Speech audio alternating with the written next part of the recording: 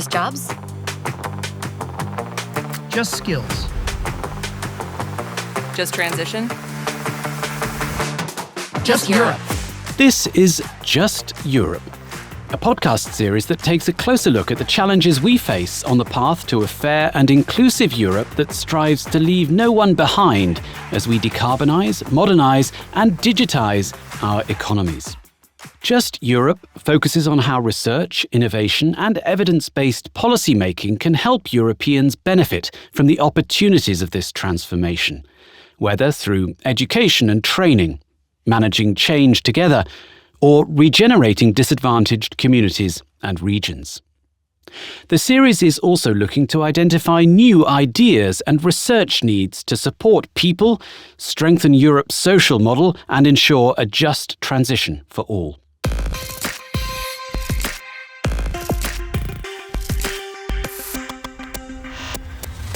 Our second episode is Union of Skills, Game On. The podcast showcases research in support of the European Commission's Union of Skills initiative. The Union of Skills is a plan to improve high-quality education, training and lifelong learning to support workers and companies to adjust to the shifting global economic landscape and stay competitive in the labour market. Its aim is to bridge the gaps in skills that are hindering European competitiveness. And researchers are using innovation and imagination to make it happen. Let's hear more.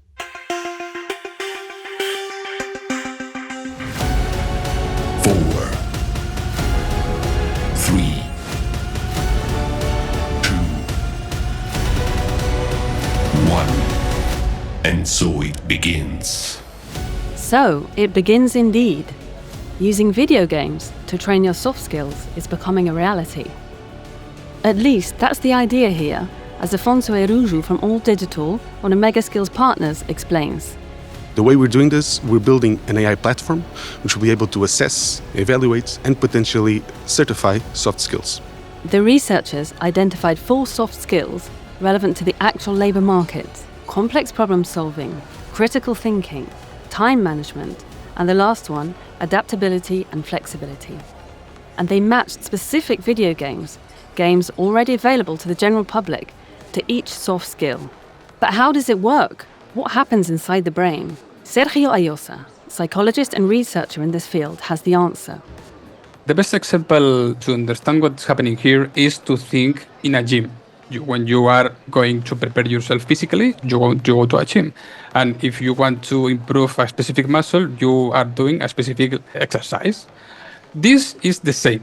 I mean, when you want to extend or develop one soft skill, you have to be stimulated repeatedly in order to stimulate the soft skill and trigger it in order to boost it. The video game is very complex in terms of stimuli because it has several mechanics, so the brain captures it all and processes them.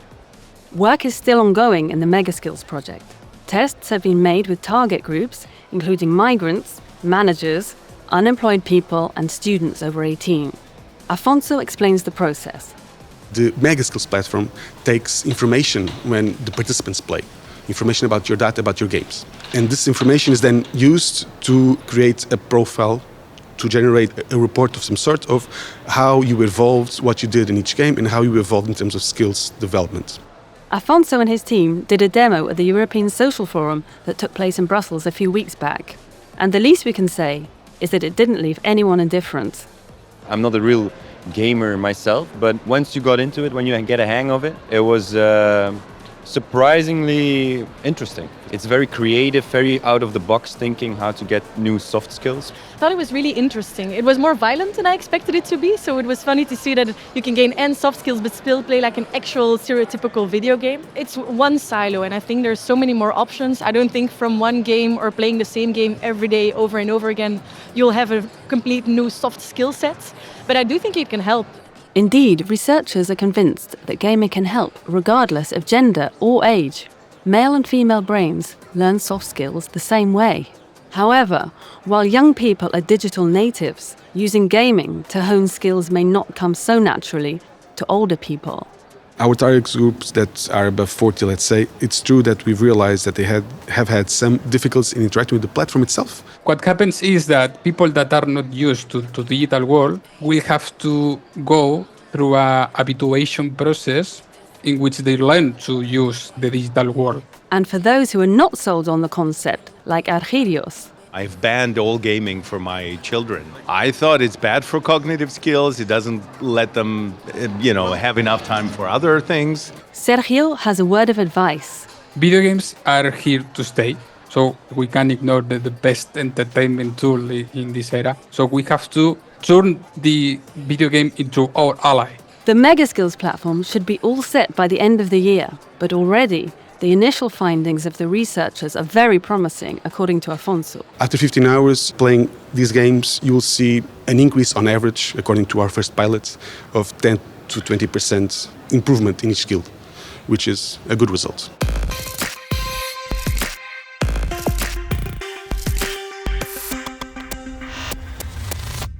Well, as you heard, the gaming demo there from the MEGASKILLS project took place at the European Social Forum, which focused on one of Europe's most pressing challenges.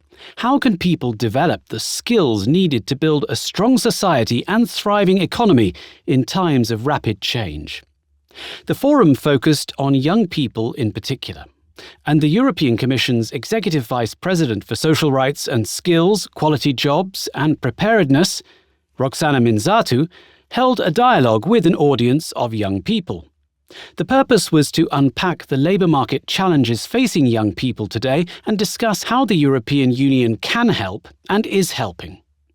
After the dialogue, we spoke to three of the participants, Jan from the Czech Republic, Diana from Greece, and Miruna Ioana from Romania, to get their perspectives on this issue.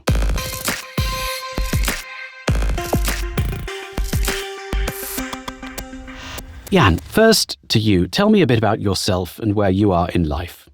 I was born in the outskirts of central Bohemia. I currently living in Prague and finishing my master's at Charles University, where I study Czech contemporary history. But also at the same time I have to work, and I work in e-commerce, and I have got completely two different fields, that what I study and what I actually do in the professional life. And everything that is mixed with the experience that I've got throughout the European mobilities that I participate on them since I was 18, so it's quite the time right now. And I think these opportunities gave me such a unique way or approach how can I see the world and how I see everything what's going on, let's say. Diana, I understand you're an advocate for science, technology, engineering and math, the so-called STEM skill set. What more can you tell me? Yes, so when I was 12, I decided that I want to study robotics. And getting in the university, I realized how gender gap between men and women in STEM still exists. So I decided that I want to work bridging this gender gap. Of course, I focused more on robotics professionally. I'm working on the field of medical and pharmaceutical robotics, but I'm also a politician. I'm elected in the municipality of Athens. So I'm really working more on empowering more young women in STEM, but also I'm finishing my PhD in ethics, and it focuses on the gender bias that exists in the current use of AI and technology in general. Miruna Ioana, give us some insight into your background. I came from Romania, and I didn't have the richest family or the access to a really good education, I would say. For high school, I went to a neighborhood school, and I started to work at 14 with my parents' approval because we were struggling a bit with money. And then I had really good grades on my final exams, because in Romania, when you finish high school, you get a final exam. And then I managed to go to the university. I was the first one to get in law school that year. And then I got this job that I really enjoy as a legal advisor, working with immigrants, integrating them in Romania. Jan, you've been exploring the MEGASKILLS demo, the gaming. It's something you seem to appreciate. Do you have prior experience of it? I think I have to start with the high school when we were told by Kahoot or some Quizlet or the other apps. And at that point I got, okay, the education system could be different. And I'm kind of like to play video games and also board games. And during the time, I see how the others developing their strategies. So I think this gamification and non-formal education gives you an opportunity to really be yourself, to really show how you're thinking, and a lot of employers could learn from it. Diana, what's your take on gaming as a basis for developing skills for the workplace and for life in general, especially for young women? So first of all, we have studied and seen many cases where serious games, games that have a serious cause, can be influence people choices, people decision.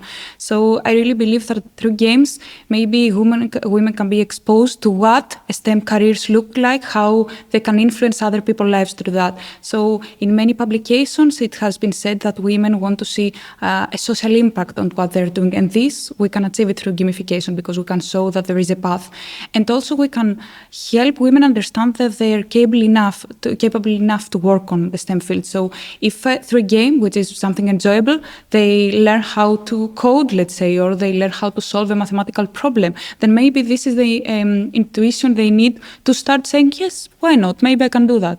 Maynooth Ioana, have you been able to develop new skills in your job as a legal advisor? Yes, I think for my actual job, my background really helped me, because I had a lot of team working and communication skills. Also, I learned a lot about treating people with kindness and also staying calm in difficult situations. And I think that really helped me. And also, I think that the fact that I was most of the time in stressful situations, I think that really helped me today, because now I can multitask everything. I can focus on that person, help that person. And yeah, now I'm thinking about following the masters, and I'm also doing Erasmus Plus projects. I have been to some already. I was thinking about Solidarity Corps also, maybe some training courses. I'm volunteering also. So the work never stops. Jan, back to you. Your thoughts on the youth dialogue in which you've just participated? Okay, I think everything begins with the dialogue, and we had the opportunity to have the dialogue. So I think this is a good start, and it's such a nice way how to deal with the current problem. We actually talked about what is the problem right now and how we can prevent in the future.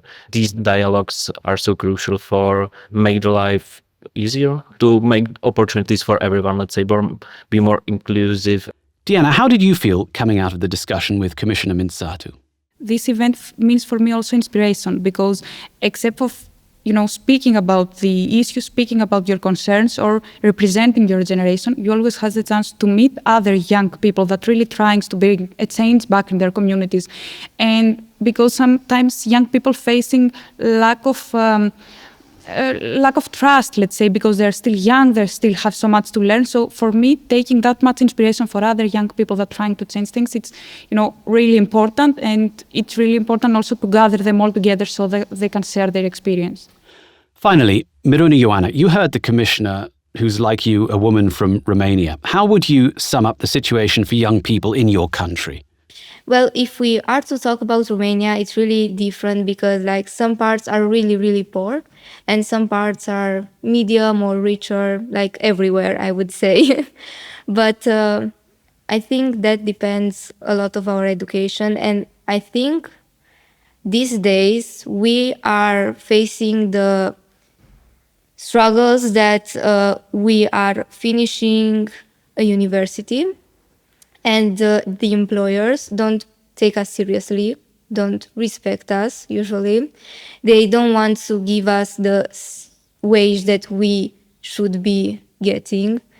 Even if we have a lot of experience or something, they just want to add more work. They have this culture that if you are really good at your job, you get a lot of other tasks, but for the same salary. And also, it's really hard to find a job in Romania, because if you don't know the right persons, nobody will take you seriously.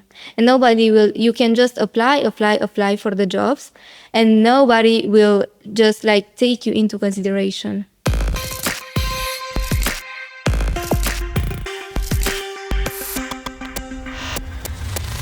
Thanks to Jan, Diana and Miruna Ioana there for their insights into the situation of young people today in the labour market, a situation that demands the attention of policymakers and which undoubtedly gave Executive Vice President Minsatu much to think about as she settles into such an important and consequential mandate.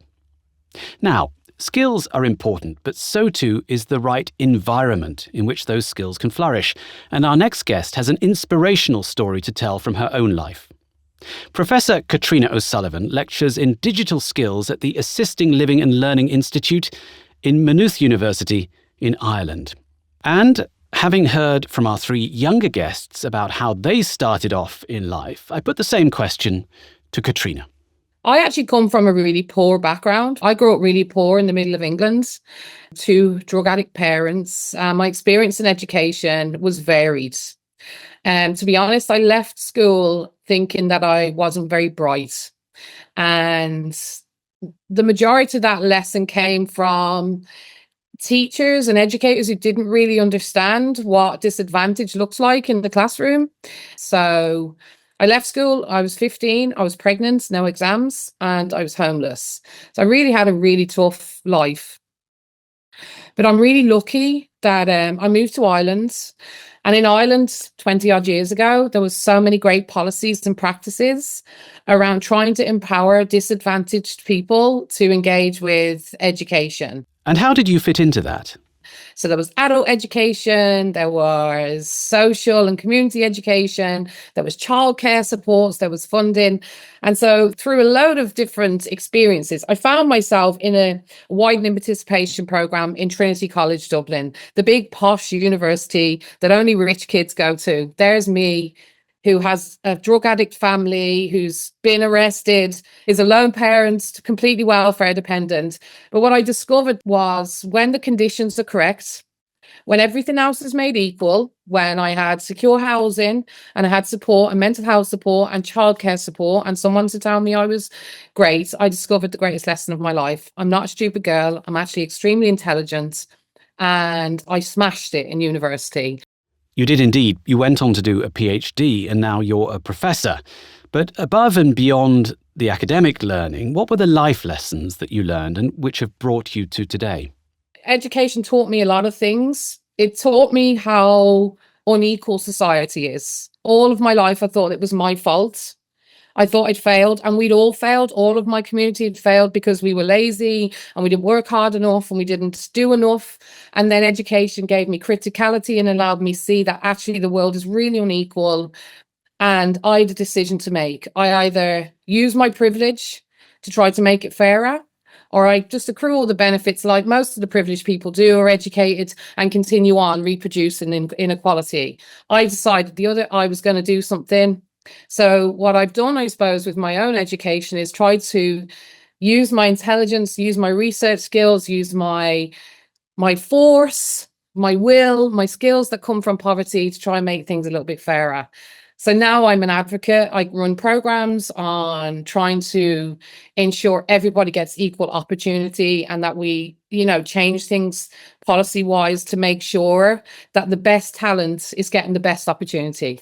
We've been focusing in this episode on gaming and how it can develop the soft skills that are increasingly essential in a working world where so many people are well qualified. What's your view on the contribution gaming can make to this sector? I work in trying to give young women, particularly young diverse women, opportunities and access to STEM, to technology, to building games. So I think in terms of gaming itself, anywhere where you can get the opportunity to use your skills and test your skills in a way that might not necessarily be in real life, I think that's wonderful. And I'm always thinking from the viewpoint of who doesn't get access. So I'm thinking about, the girl who maybe never would think about working in Accenture or Microsoft or Google or something like that. Giving them the opportunity to experience the world in VR, in a game, allowing them to practice the skills that is necessarily in that world. I absolutely think that there's a place for that. And the truth is, the research shows us that there are benefits to certain gaming, really strong benefit in terms of cognitive development, cognitive capabilities, problem solving. Katriona, thinking about the wider contribution that Europe can make to boosting skills and employability in an ever-changing workplace, what do you want to see? So I'm very focused on diversity in STEM, particularly. Like, we're actually going backwards in terms of like women in engineering, women in computer science. So like, the answer to the question for me is, let's stop talking, let's collaborate, let's do things that are really purposefully shifting things. I use this leaky pipeline analogy when I think about how people fall out of the skills pipeline. And it can be applied to diversity, but it can just be applied in general around skills. For example, like, at 7 years of age, like, we see that certain kids think that they are computer literate and some kids are not. They see themselves as scientists, as some kids are not. I think we really have an opportunity across Europe to do like really good skills programs and like join together to do them. So like, there's certain things that I think across the EU we need to be joining forces on and making sure that we're collaborating strongly. We actually know what works. Like, we have the solutions. So let's just join together and fix things. I just like to do things. Well, indeed, and that's the idea behind the Union of Skills. But again, from your personal perspective, are skills alone enough? What keeps you awake at night as you work to build capacity and encourage talent? I think there's two things that I'm pessimistic about that keep me up. I work in the 14 to 18-year-old space with young, diverse women, and I'm all about preparing them to make sure that they can choose whatever job they want, right? So it's like giving them all the information. But the reality is this: am I selling them a false dream? Am I telling them they can be things when really they can't be them because the workforce isn't open to them? It doesn't recognize what disadvantage looks like. It might judge them for the way they present, the way they dress at the end of the day. So like, am I actually creating a situation where women like me are being more harmed? It's a false dream. So that's first. And so that's why the work we do is never about the girl. It's always about the system, and it's always about challenging the system. And what's the second thing? The other thing that keeps me up more than anything is the way we think about inclusion and diversity, the charitable tone that goes with this. At the end of the day, like, it's about excellence and the framing of the conversations that we have. Actually, you're going to have the bravest and the best staff if you actually do something strategic and long term.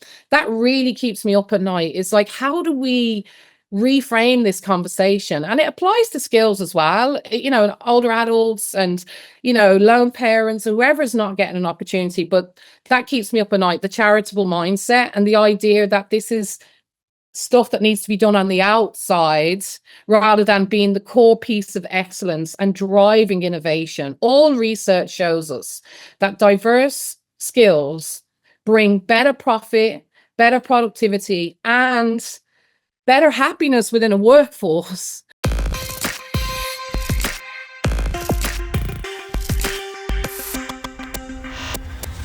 Thanks to Katriona O'Sullivan there for her contribution, an inspiring life story and a determination to pass on that wisdom and resilience to others. Now, we're back at the European Social Forum, and I have with me Mario Nava, the Director General of the European Commission's Directorate General for Employment and Skills. Mario, the European Social Forum seems to become bigger and more ambitious every year. How do you feel as this one draws to a close? Has it made an impression on you?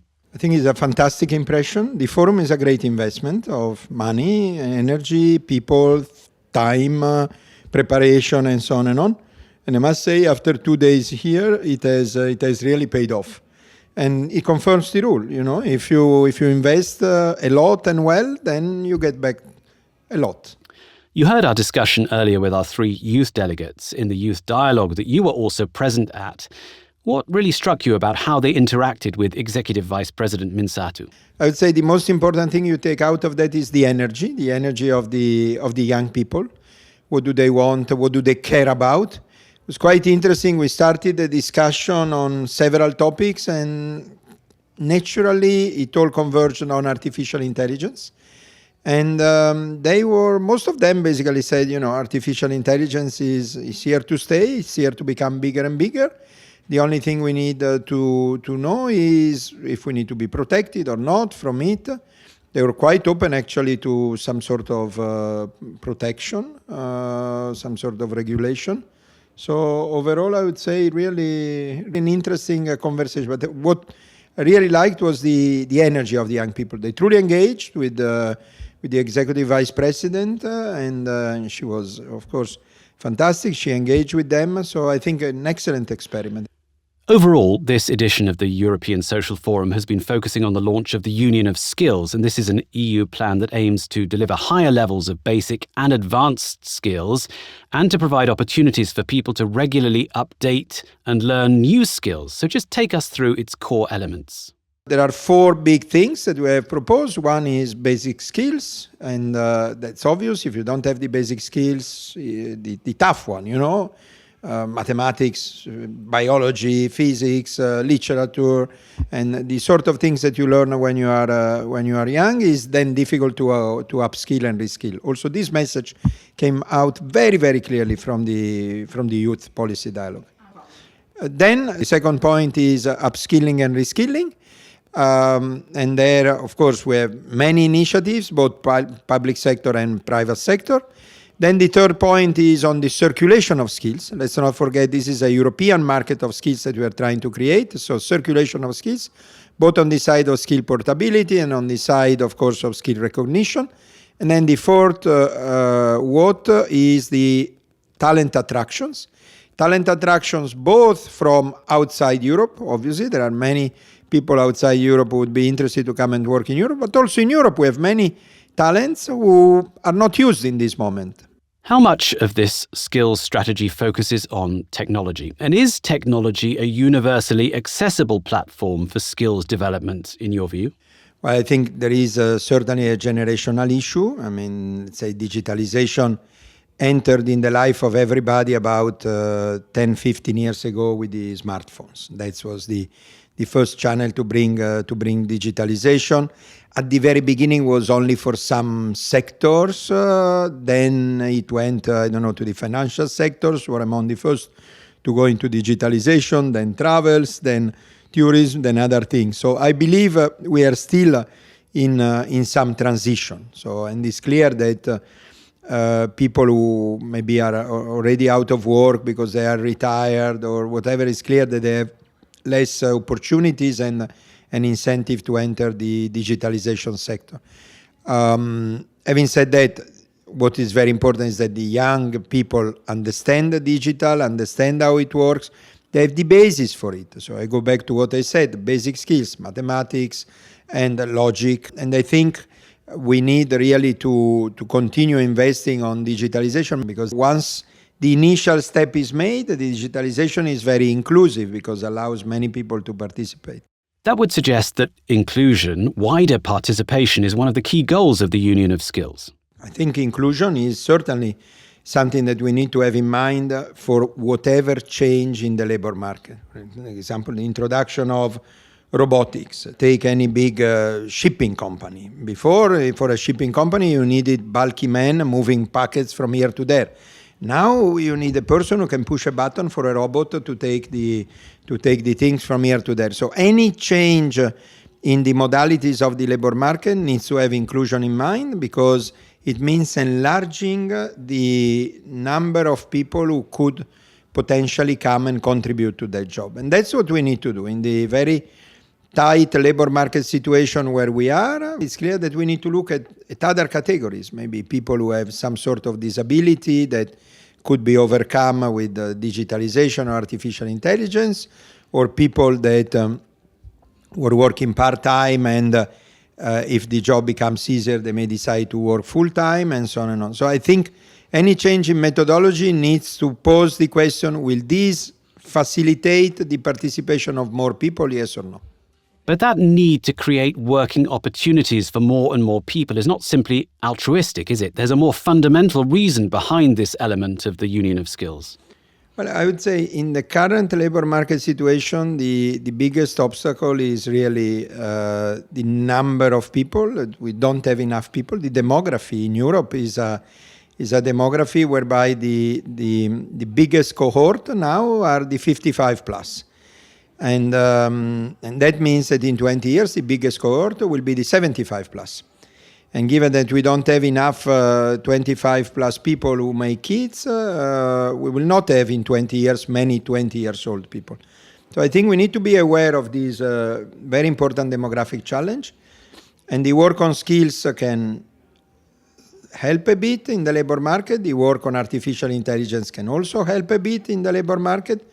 But we have to be acutely aware of the fact that in terms of numbers, we cannot anymore afford not to have people that could work not working. So it's important that everybody who can work comes and works and contributes. Thanks, Mario, for joining us and helping us to round off our discussion about skills and the union of skills. It's been another successful European Social Forum and a demonstration of Europe's determination to build a stronger and more inclusive skills base in the workforce. Thanks also to my other guests for sharing their perspectives on the challenges and opportunities of this rapidly evolving sector.